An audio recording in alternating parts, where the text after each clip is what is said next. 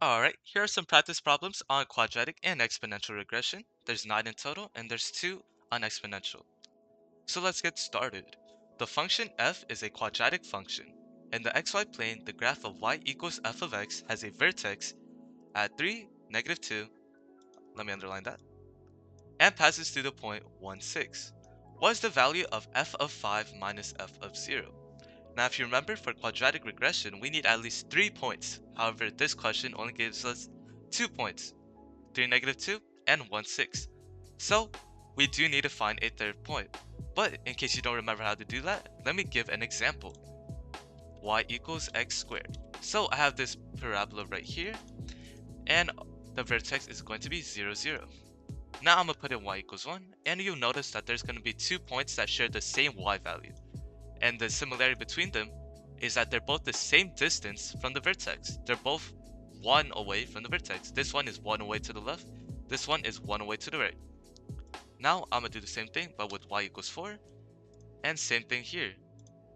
This point is 2 away to the left, and this point is 2 away to the right. Now that we have that in mind, let's find the third point of our question. I'm gonna move this over. I'm gonna use this little whiteboard so I have a little more space to work with. So we need 3 points. We have our vertex, which I'm gonna put in the middle, 3, negative 2. We have our other point, 1, 6. Now we know there's going to be another point that has the exact same y value as this one, so we can move 6 down here as well. And then we have to find the distance between this point and the vertex, which is going to be 2. So 2 here as well, which means our x value is 5. So our third point will be 5, 6. Just to recap, this point is going to have the exact same y value as this one up here. It's going to be the same distance from the vertex, and 5 is 2 away from 3. Now that we have our third point, let's put this in a table. 1, 6, 3, negative 2, and 5, 6. Now we're going to use our regression equation, but for quadratics. So that's going to be y1 tilde ax1 squared. Now I'm going to use the right arrow key, plus bx1 plus c. Then we're going to do f of x is equal to, not mx plus b this time, we're going to use the standard form of a quadratic, which is ax squared plus bx plus c. Now we can finally do f of 5 minus f of 0. So f of 5 minus f of 0. And we get our answer is negative 10. So I know that kind of seemed like really complicated, finding the third point and then putting in this and getting the regression tables and all that stuff. But with more practice, hopefully it makes more sense on how you find this third point. Question number 2. The function g is a quadratic function. In the xy plane, the graph of y equals g of x has x-intercepts at negative 1, 0 and 4, 0, and reaches a maximum value of 6 at x equals 5. What is the value of g of 3 minus g of 2? Of negative 2, sorry. So this one actually does give you 3 points. You have negative 1, 0, 4, 0, and also it says a maximum value of 6 at 1.5, so that's really just 1.56. Now we're going to put that in a table. Negative 1, 0, 4, 0, and 1.56. Then we're going to use our regression y1 tilde ax1 squared plus bx1 plus c. Now this one uses g of x, so you can use g of x or you can use f of x. At the end of the day, it don't really matter. Alright, I'm gonna do g of x just to keep it the same. Alright, so we have g of x is equal to ax squared plus bx plus c. Then they want g of 3 minus g of 2, so g of 3 minus negative 2, g of negative 2, and we get our answer is 9.6. Question number 3. The function h is a quadratic function. In the xy plane, the graph of y equals h of x passes through the points 0, 1, 2, negative 3, and negative 1, 0. What is the value of h of 1 minus h of negative 2? So once again, they give us 3 points, so we're just going to put that in our table. 0, 1, 2, negative 3, and negative 1, 0. Now we're going to use our regression formula, which is y1 tilde ax1 squared plus bx1, hold on, there we go, plus c. And here they use h of x, but h of x, g of x, f of x, m of x, z of x. What I'm trying to say is it don't matter. It doesn't matter what you use. I'm gonna just use h of x to keep it similar with the question. So h of x is equal to ax squared plus bx plus c. Once again, this is the standard form of a quadratic function. Now we all have to do is h of 1 minus h of negative 2, and we get our answer is 3. Now just to prove the point that it doesn't matter, I'm gonna change this to like L, alright, L of x. And then I'm changing these to L2, and it's still the same. Same answer, same graph. It doesn't matter what letter you use. Our answer is still 3. Question number 4. The function k is a quadratic function.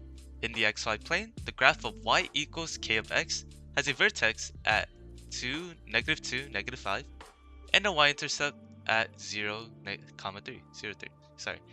What is the value of k of negative 1 minus k of negative 3? So this one does only give us 2 points, so we do have to go and find that third point. Here we go. Let me bring in my whiteboard.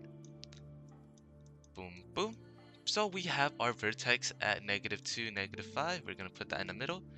Then we have another point at 0, 3. And since 0 is like bigger than negative 2, I'm going to put it on the bottom now. Now we know that our third point is going to have the same y value. So let's put a 3 here. And to go from negative 2 to 0, we added 2. So there's a distance of 2. And now we're going to go in the opposite direction. So since we added 2 here, what we're going to do from here, we're going to subtract 2. So negative 2 minus 2 is negative 4. Now we have our little table. Let's put this in desmos. Negative 4, 3, negative 2, negative 5, and 0, 3. Then let's use our little regression formula. y1 tilde ax1 squared plus bx1 plus c. The question uses k, so I'm going to just put k. So k of x is equal to ax squared plus bx plus c. Now they want, let me see, k of negative 1 minus k of negative 3. So k of negative 1 minus k of negative 3. And we get our answer is 0. Question number 5. The function j is a quadratic function. In the xy plane, the graph of y equals j of x reaches a minimum value of negative 4 at x equals 2 and passes through the point negative 1, 5. What is the value of j of 4 minus j of 0? Now it doesn't actually straight up say you have a vertex, but it does say we reached this minimum value, and that is a vertex. The minimum value, the maximum value, like up here, that is our vertex. And just to show, y equals x squared, our minimum value would be right here at 0, and if I did y equals negative x squared, our maximum value would be, well, 0. So they only give us 2 points, but we do know our vertex, so we can find that third point. Let me bring in my whiteboard. Let me draw my table. So we have a vertex of, hold on, x equals 2 and a negative 4. And then we have a point negative 1, 5. I'm going to put this up here because negative 1 is smaller than 2. And to go from our vertex to this point, we subtracted 3. And I'm going to do the opposite now. I'm going to add 3.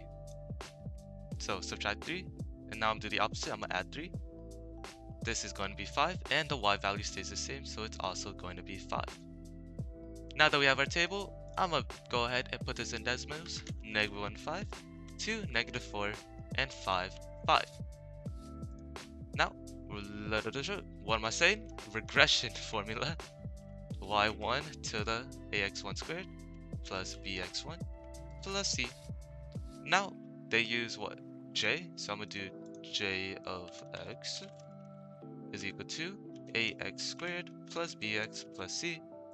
Then we're going to do j of 4 minus j of 0. So j of 4 minus j of 0.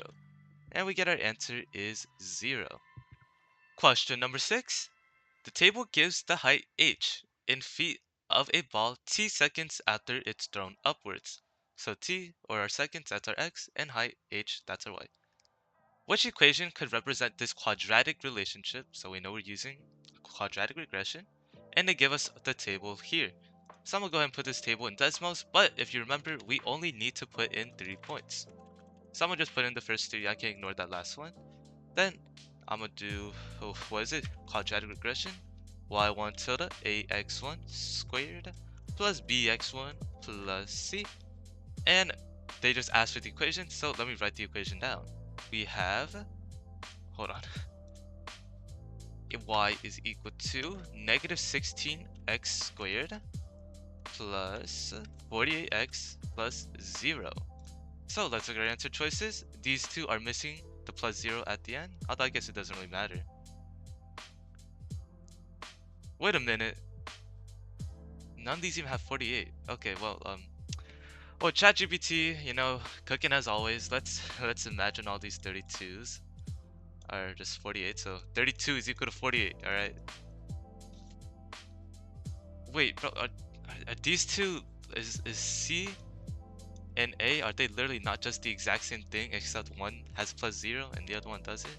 All right, bro. I don't know what ChatGPT is cooking up right now, but if anything, we know it's not B or D because it has to be negative 16, and then, well, these two are the exact same. So there we go. Anyways, what you needed to know is just get the table, put in desmos, and then use the regression formula to get the equation. Question number 7. The table gives the value V in dollars of a car T years after its purchase. So T, or the years, that's X, and value, or V, is Y. Which equation could represent this exponential relationship? So now it says exponential. We're not dealing with quadratics anymore. We're going to use exponential regression. And for exponential regression, we only need 2 points. So let's go ahead and get this table and move it to desmos. I'm only going to use the first 2 points though, because once again, you only need 2. Now there's our table. Now we're going to use our exponential regression formula, which is y1 tilde ab to the power of x1. Now that we have our little equation right here, now I'm going to go ahead and write this out. Y equals 20,000 times 0.89 to the power of x. Let's look at our answer choices. Y equals 20,000 times 0. To the power of t. Oh, well, I mean, yeah, I guess it's supposed to be power of t. So this one's good. And all of these have like different thingies for this, so our answer is A. Question number 8. Function g is a quadratic function. The graph of y equals g of x in the xy plane has a vertex at 2, negative 3, contains the point 4, 5, and has an x-intercept at 6, 0. The graph of y equals 6 times g of x has an x-intercept at 0a. Hold on. This should be y-intercept. Has a y-intercept at 0a. What is the positive difference between a and b, where b is the y-coordinate of the vertex of y equals 6 times g of x? Alright, well, that was just a huge information dump, so let's go ahead and break this up. So we have this first graph of y equals g of x, and it has these 3 points. So what we're going to do with those 3 points, we're going to put them in a table. 2, negative 3, 4, 5, and 6, 0.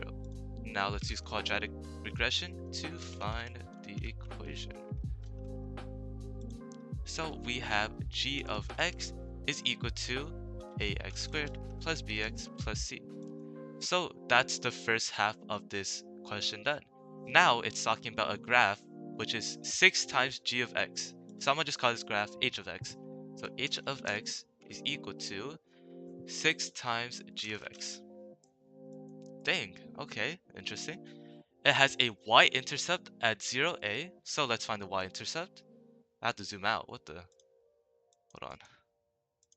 Okay, right here, 0, negative 144. So a is equal to negative 144. What is the positive difference between a and b, where b is the y-coordinate of the vertex of y equals g of x? So let's look at this black graph, and what's the y-coordinate of the vertex? Yeah, alright, decimals, okay. Yep, you know what, ChatGPT, they definitely cooked something up when they were writing this question, but let's roll with it. So b is going to be 30.5.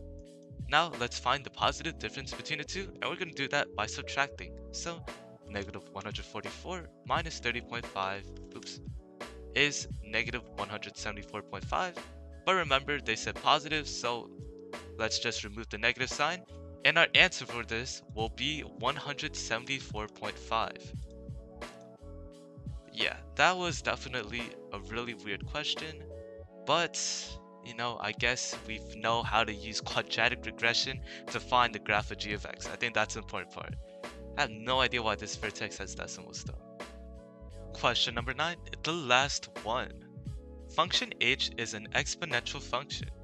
The graph of y equals h of x in the xy plane contains the points 0, 3, and 2, 12. The graph of 0.5 times h of x has a y-intercept at 0, c.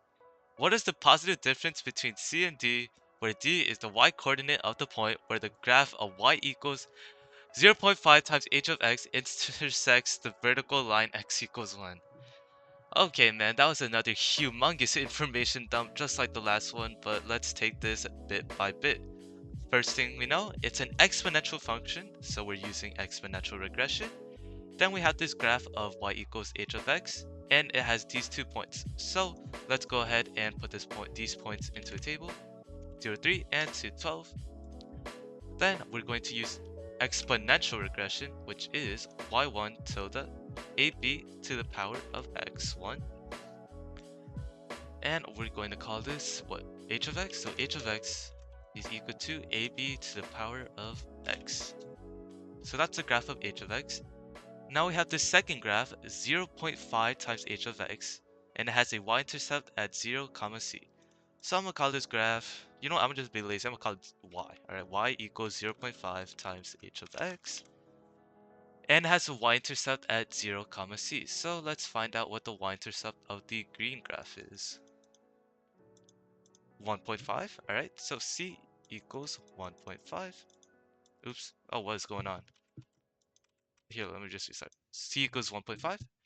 What is the positive difference between c and d, where d is the y-coordinate of the point where the graph of y equals 0.5 times h of x intersects the vertical line x equals 1? Okay, so let's put this vertical line in, x equals 1. Now we're gonna see the y-coordinate of where the green graph and this purple line intersect, and that y-coordinate is going to be 3.